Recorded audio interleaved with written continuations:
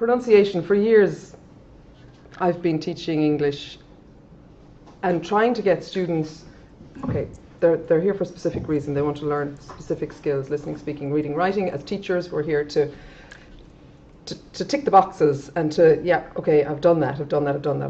How often do you actually teach pronunciation in your class? How many people teach it every day? Good, I've got a job. Everybody? Every day? Throw your hands up. Yeah, every day. Okay. Say once a week. Say you slot it in maybe once a week, once a month, or so you slot it in. I suppose, like, there are lots of people who have written and spoken about this before, and you know them all. Adrian Underhill, do you know your learners? Do you know specific sounds, stress, intonation? Aoife will be talking about intonation in a little while, so I won't spend too much time on that. But do you know your students? And do you integrate pronunciation into their daily lives? So I suppose if there's nothing else to take away from my talk, I'd love you just to take away that pronunciation is a practical, daily soundbite that every student should go away with. Daily sound foundations is what I call my talk. And not dictionaries in the classroom. That's mine, get rid of it. And he showed me how to do it. And my master's is in ICT. Okay. Sorry. That one. Daily sound foundations. And basically, I've got 3 slides. Daily sound foundations. And then I've got a slide called bag of tricks. So rather than listening to me talking, for 1 minute, could you take the flyer or the brochure program that's in front of you, and just somewhere on it, can you write one trick that you use in your class when it comes to pronunciation? What's one thing that you always do? So, for example, when my student says,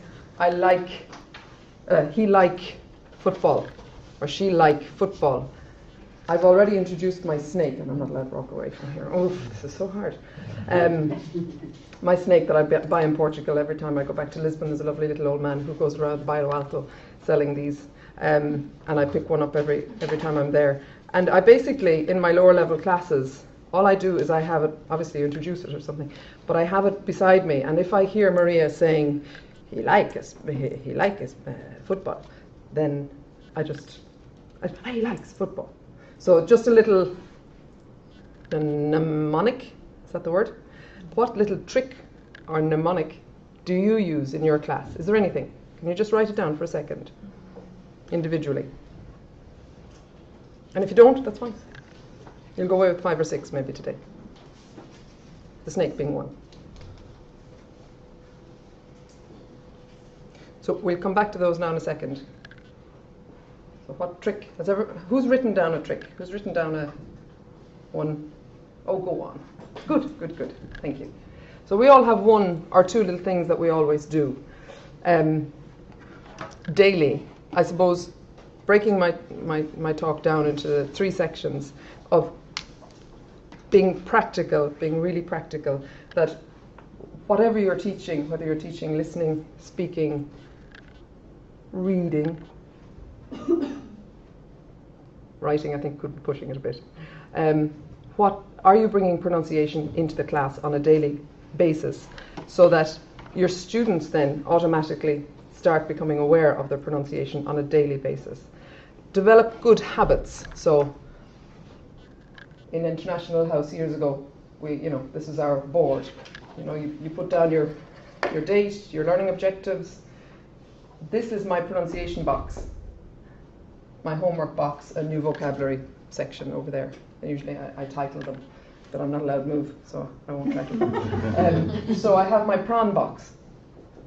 And just as you're going through the class, you might hear Rodrigo saying, it is a lovely day, instead of it is a lovely day. So you might just put down, and I'm just showing off here that I can remember these things. You just might put that down, or E for yourself. and come back to it at an appropriate time in the class.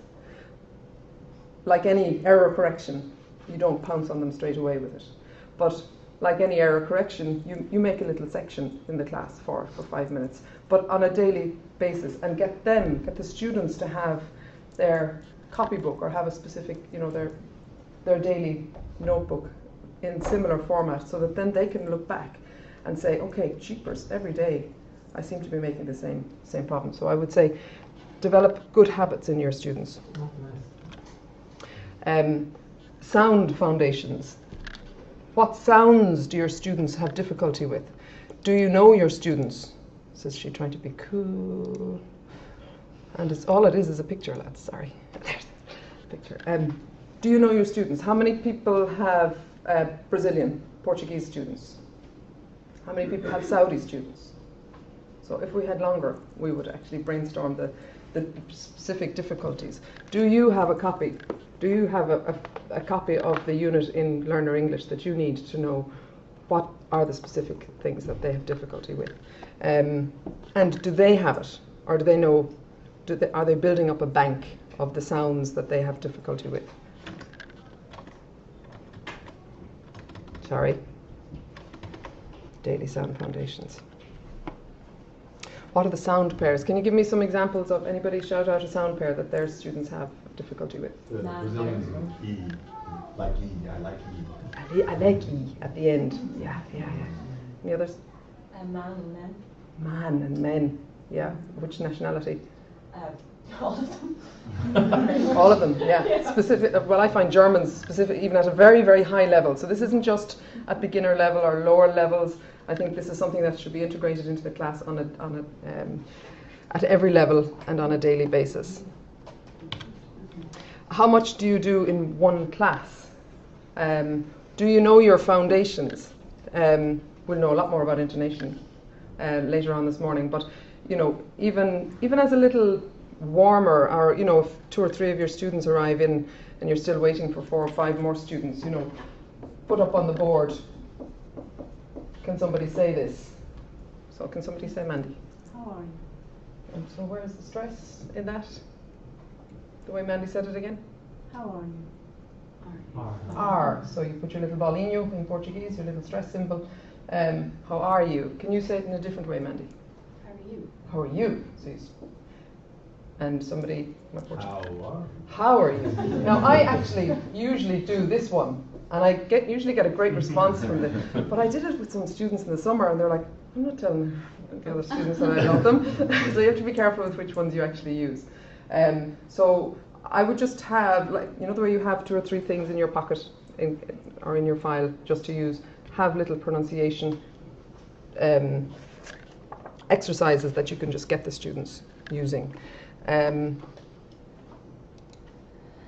Your bag of tricks, because I don't have much time. My sound snake, I've explained already. Any questions about the sound snake?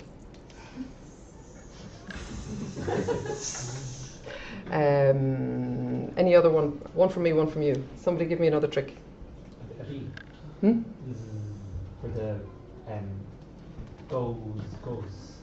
A bee. A bee, a go, a bee, yeah. Excellent. Excellent. Nice one.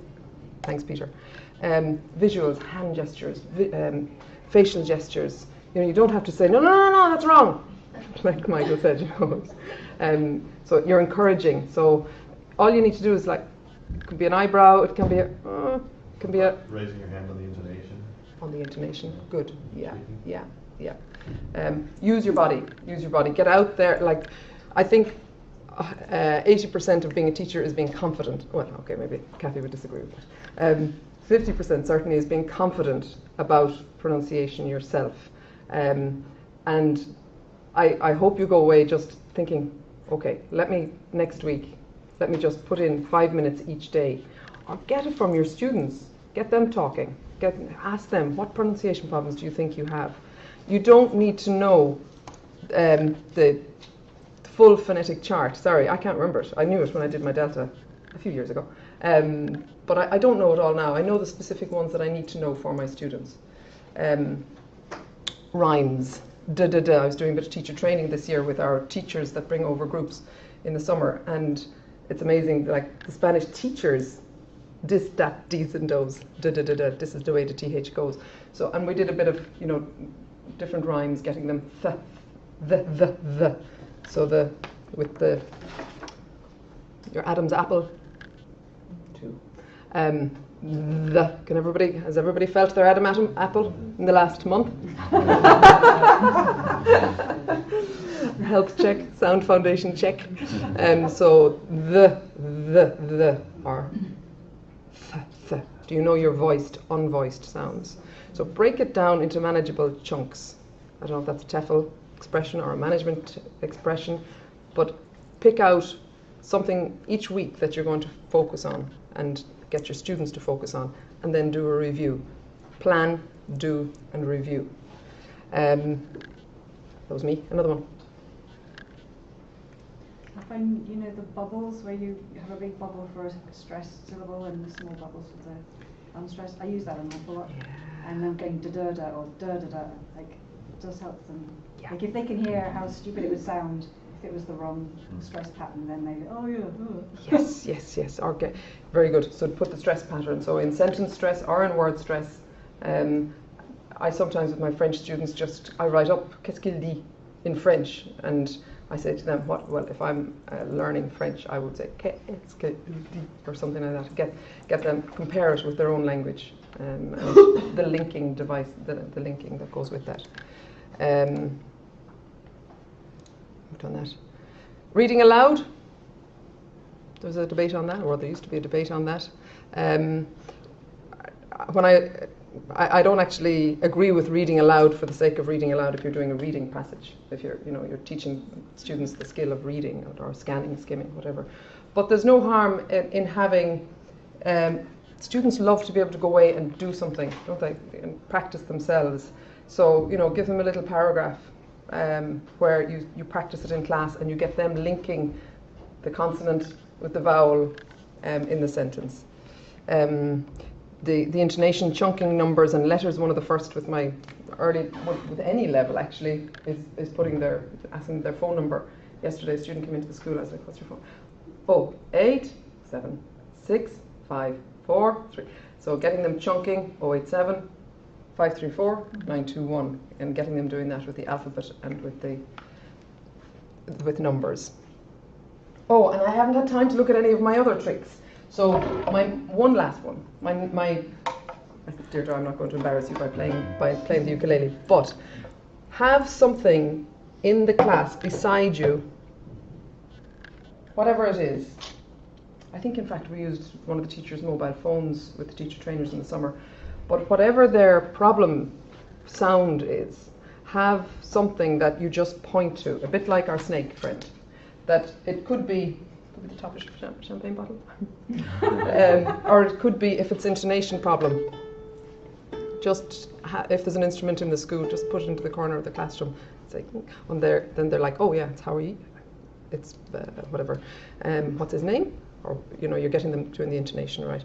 But with the actual problem that they have, if you can take the teacher out of it more, if I'm making sense, get the students actually being aware of their own problem by just pointing to something, or by, whether it's a sticker on their phone, whatever mnemonic that you want to use to enable the students to be more aware of their own sound, stress, or intonation problems.